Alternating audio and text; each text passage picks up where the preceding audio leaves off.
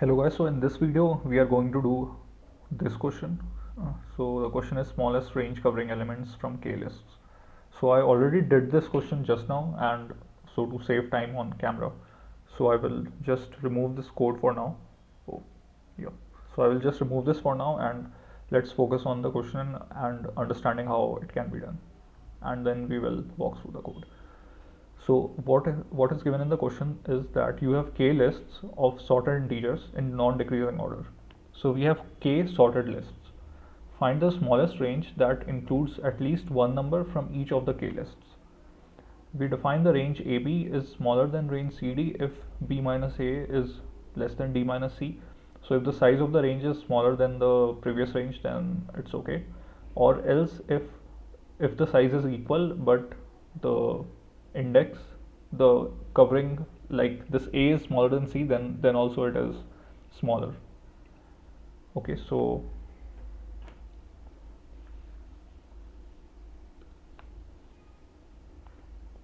let's say we have a range a comma b and a range c comma d. So either b minus a should be less than d minus c, or even if they are equal, then if a is less than c, then also a comma b is smaller. For example, if we have 1 comma 3, this is one range, and the other range is, let us say, 2 comma 4. So the difference between the size of this range is 2 or 3, even if you include all the elements, and the size of this range is also 2. So between them, this is still considered smaller, because since the size is equal, this we decide on the basis of the first element, which is 1 and 2 in this case. And if this is the case, let's say one range is 1 comma 3 and the other range is 2 comma 10, then clearly 1 comma 3 is smaller. Or let's say we have another range called like 20, yeah, it is 20 comma 21. So this would be smallest among these three. So among these three, 20 comma 21 will be the smallest, because first we need to minimize the size of the range, and only if the size is equal, then we need to minimize on the basis of the first element of the range. So this is what is meant here. And yeah, so what do we have to do in the question? So let's say we have three lists, 1, 2, 3. This is the first list, and the second list is 2, 6, 10, and the third list is 3, 4, let's say 9.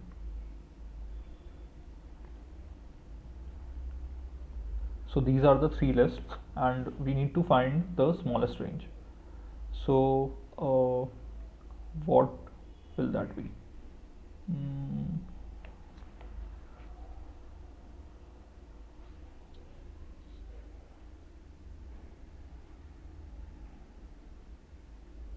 Okay, so here we can see that 2 comma 3 is the smallest range, because we have 1 2 here, 1 2 here, and 1 3 here. So what we have to do in the question is we need to find the smallest range such that we have at least one number from each of the three lists, okay. So, and we need to find the smallest range. So here 2 comma 3 contains 2 from the first two lists, and 3 is in the third list. So this is the answer, and I don't see anything which is less than 2 comma 3. I mean, there is no single element which is common in all the three lists. So yeah, let's say this was 3 instead of 2, so the answer would be 3 comma 3. So this is the smallest range. So 3 is the element which is common in all the lists, so the smallest range is 3 comma 3. So this is what we have to do in the question. So how can we approach this question? So we can do it like this. So if you want to think how you need to do this question, you can pause this video and think about it. But this is how we will do this question. So first of all, let's forget all let's let us forget all the lists that we have, and let us just consider the very first elements from on the list. So these are the first elements. So now we have 1 comma 3 comma 3. and these are the minimum from all the lists since all the lists are sorted. So these are the minimum from all the three lists, and the range here is 1 comma 3. So this is our current range. The size is 2, and apart from that the first element is 1. So this is our current range, but and we know that this is currently the smallest range we can get. Why? Because we have considered all the first element from all the lists, and due to that, the since these are the minimums, so whatever the range we get will be the minimum current range. So this is the minimum current range, and this is the minimum that we have got till now. Now what can we do next? Obviously we need to consider all the ranges. We need to consider all kinds of ranges. So from among this, we know that 1 is the smallest element. So what we can do is we can try to increment 1. So let's increment 1. So now 1 would be removed from the list and we will get 2. So our new list becomes 2 comma 3 comma 3. So this is the new list, and we incremented the minimum element in the list, and yeah, so we incremented the minimum element in the list and we got a new list which is 2 comma 3 comma 3. And so this list, the range is again 2 comma 3, which is smaller than 1 comma 3. So 2 comma 3 will be our new answer. Now again the smallest element is 2 and we will try to increment 2, and again we get 3 comma 3 comma 3. So this 2 is removed from the set and we get 3 comma 3 comma 3, and now our range is 3 comma 3 comma 3. So sorry, I mean our range is 3 comma 3, which is again smaller than 2 comma 3. So this is our current answer till now.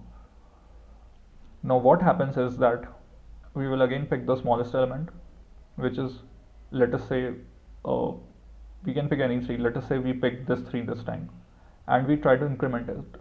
So the new list will become 3 comma 6 comma 3.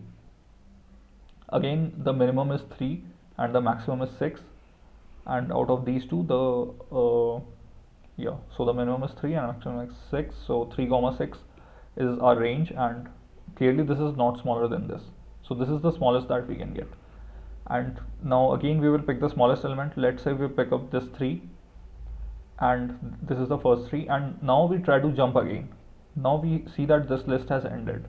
Now since this list has ended, we know that we have considered everything from this list, and we have considered every minimum according to that. So what happens is that since we jumped out of this list, there is nothing else that we can consider now. So there is nothing else that we can consider now, and yeah, we can then break the loop. So one thing is that we need something which can tell us about the minimum and the maximum at the same time, and that is why I used set in C++, so we can easily get the minimum and the maximum from the set. That is one thing, and apart from that, we need to store 3 things in the set. So we need to store the value, we need to store the index of that value in the list, and we also need to store the index of the list itself, because we have a list of lists. So we need to store this, that whether this is from the first list or the second list. Then we need to store the index inside the list. So this is the index inside the list, and this is the list. Oh, this is the list that we are storing, and this is the actual value. So we will sort on the basis of value, and we will increment these things as we pop off the items from the list and push the new items in the list. So that is now clear how we approach this question. But let's try to imagine and think why this will work. Even I have not thought about this very properly, but this seemed quite intuitive to me, so I explained it. So what is happening is that we have these many lists, and so we are for sure we can say that this answer, which is the answer in the beginning, is the correct answer, since we are considering every minimum element. Since we have a set of all the minimum elements, so this answer, let's say something, so this answer will be the minimum answer, because every element is minimum from all the lists, as it is considered across all the lists. Now what we do is, so at every step we will just increment the minimum. So let's say that among everything this was the minimum, so let's try to increment it. Let's take this into consideration and remove this one. So again we have a new set, so this one, and this one. So again we have a set of integers, and all the elements that are in the set will be the yeah, so all the integers will be again, so we will again get a set of different integers, and out of which only one is changed and rest all are same. And now again we can find the minimum and maximum from this. So this element might be positioned here if it is one of the biggest elements, or it might be positioned here if it is one of the smallest elements. So or it can be somewhere anywhere in the middle. So what I mean to say is that we will get a new set, and we can again check whether that element is we can again check the minimum and maximum from this set, and we can again get our new range. Now let's say this element comes here. So now the next minimum from the set is, so among all the elements, let's say this again, this is the minimum one. So clearly we will increment this. So you can see what we are trying to do. So just forget everything. So so what we have is a set of elements. So this is the set of elements, and we are picking the minimum element from the set, and we are trying to slowly increase this element. So let's say this was 1 3 4 5. So we have, let's say, a set of only 4 elements. So we are just discretely trying to pick one element that is the smallest element and trying to increase that element, because what happened initially is that we know that this is the correct answer for now, because since we have considered all the minimum elements. And now what we will try to do is we will generally try to increase the whole minimum, the global minimum of the set. So this is 1, and let's say the next bigger element apart from this one is, let's say, 6. So the very next element of this one is, let's say it is 6. So the new set would be 3 4 5 and 6. So now this is again one of the possible sequence, because we just try to increase the minimum out of this minimum.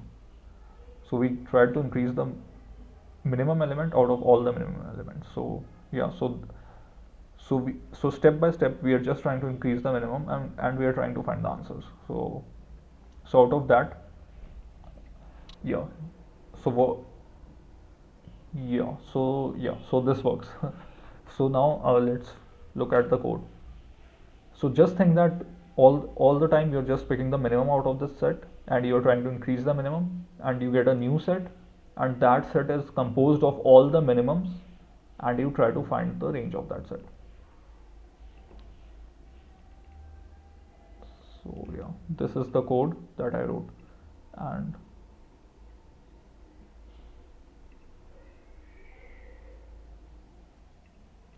yeah, so first of all, as I said, that we need to store 3 things. We need to store the value, then we need to store the index of that element in that set, because every time we need to increment the index, and we need to store the index of the list itself. So this is how we initialize the constructor in C++. And now I defined this operator. So this is our special custom data object, and this is the operator. So if our value is less than the other's value, then return true, because it is a minimum, it is a set of elements that are sorted from lower value to higher value. And if the value is greater than the other value, then return false. But if both of these is not the case and the value is equal, then also we need to define that what is the parameter on the basis of which this set would be differentiated. Because if we don't do that, then in case of equal elements, it will just see that okay, the elements are equal, then do nothing. Because so in that case 2 1 1 and 2 3 1, so these will be considered as same, because we are only defining the minimum operator on the basis of first element. So what we need to do is we need to pick one, so we need to pick another unique element. We cannot pick index, because it might happen that 2 lists have same index. So we will pick list index, because it is unique for every list.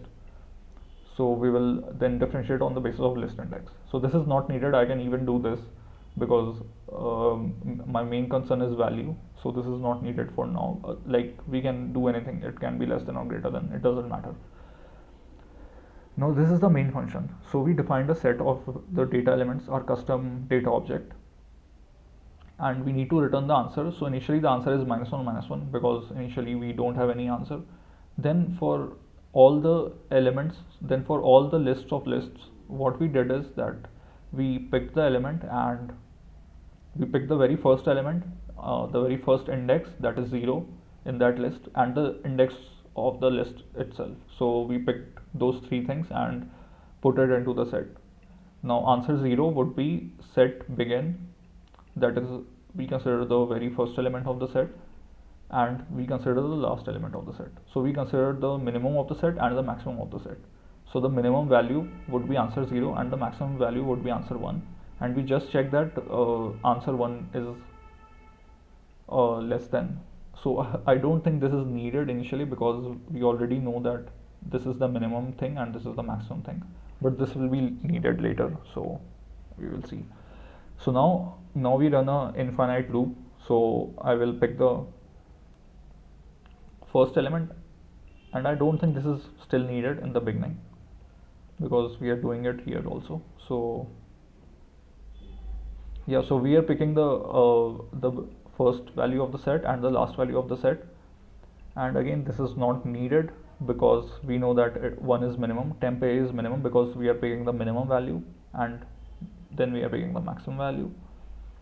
So begin gives us the very first element of the set, and r begin gives us the very last element of the set. So begin from the last. Yeah.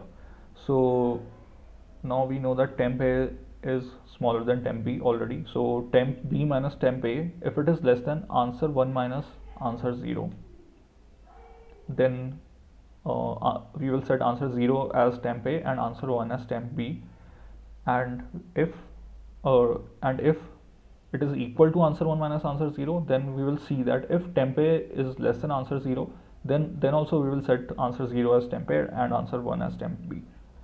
And now we take the first element of the set, which is the begin element of the set. So what we can do is we can just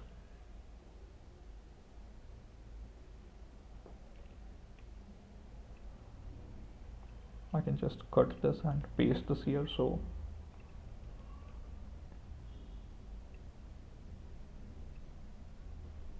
this is a pointer, and yeah, but again we will have to use r begin because I did not initialize it, so it doesn't matter, so let it remain like that. Yeah. So now what we can do is that if c idx plus 1, if we have already reached the end of the set, if the index is equal to size of that set, and what is the size of that set? It is nums lidx, so z pointing to lidx. So this is the index of the list. So this is the actual list that that is into consideration. So if the size is equal to the size of the list, then we need to break it, and else if it is not the case, then we need to put the new elements in the set. That is, we just forward one element in the set. So if this was the list that is into consideration, so this is the lidx value, and let's say this is the idx value. So the size of this list would be nums lidx dot size. So this will be the size of the list, and idx is the current index of the list. And if we have already reached the end of the list, then we need to break it. Else if we have not reached the end of the list, this will be the new element, which is idx plus 1, and lidx will remain same, and the value would be nums lidx, which is the list into consideration, and idx plus 1. So yeah, so these will be the three elements, the next set of elements, the next element that we need to push in the set. So we will push that element in the set, but before that we also need to remove the first element. So step by step we move forward, taking only the minimum element into consideration all the time. And yeah, so this is it. And there is one small bug that I encountered, like while changing this, because since I did not initialize answer 1 here, it is still 0 0. So what we can do is that we can say that the answer is 0 comma, let's say, infinity. Let's take it as 2e9. So this is the infinity. Just need to check that the value is, yeah, so the value would be, maximum difference would be 2 into 10 to the power 5, and currently our range is greater than that. So this is the starting range, and yeah, so this is it. And if we try to submit it, it should work. And we have one compile error because I did not say what is the type of infinity.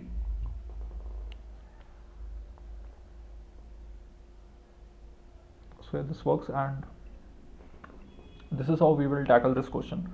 So the key thing here was to have a proof in mind.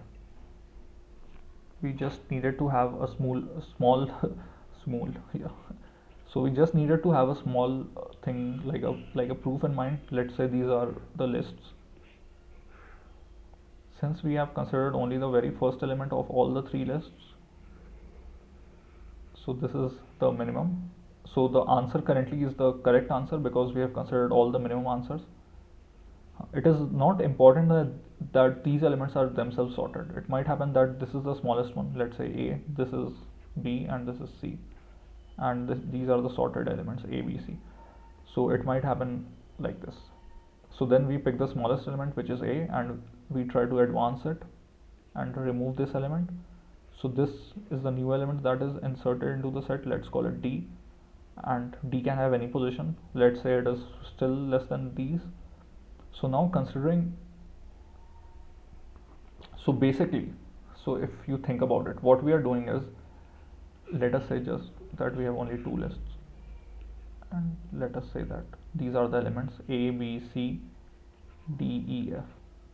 So let's say we have a list of all the elements. So just picking the very first element, we are checking what will be the range, that if A is our first element, then what is the range that covers all. So clearly it is A comma D. So considering A as the first element, what is the range? Now considering B as the first element, what is the range? Then C as the first element, what is the range? Like that. So what we are doing is that we are considering every element of the set as a minimum element itself. So every element of the set we are considering it as the minimum element, and then we are checking that what is the range that. So in a way we are fixing the first element, and this is a very common pattern where you fix some parameter. So here we are fixing the very first element of the set by removing that element and like keeping the next element in its place. So we are fixing the first element and we are checking that what is our set if the first minimum element is fixed. So here initially A was the very first minimum element that was fixed, and A comma C is the range. Then D is the next minimum element that was fixed, since it is smaller than B comma C. So now D comma C is the range. Now let's say that this D advances to E and E comes here. So this so now B is the next element in the set that is next in line. So B comma C is the next range, and so therefore now removing B, let's say we have F. So now E is the minimum element, so E comma F is the range.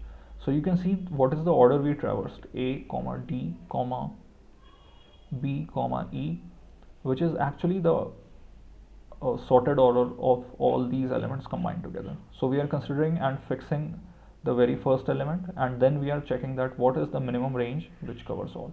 So that is the theory. I think I explained it much more nicely now. So yeah, so that is how we do this question, and I hope you like this video, and thank you.